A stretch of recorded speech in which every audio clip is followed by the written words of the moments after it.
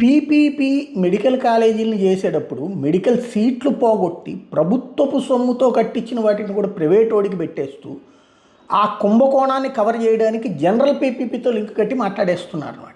రోడ్లను పీపీపీ ద్వారానే బాగు చేశారు, హైవేస్ కట్టారు, దానికి స్టార్టింగ్ వాజ్పేయి. ఎస్, రోడ్లకు సంబంధించి అది చెయ్యబట్టినే దేశవ్యాప్తంగా నడిచింది.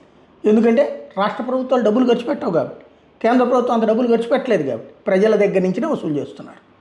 అదే కదా ఇప్పుడు మన రాష్ట్ర రహదారులు కూడా అట్లా చేస్తామంటున్నారు కదా. నాలాంటి అభ్యంతరం ఎట్లా?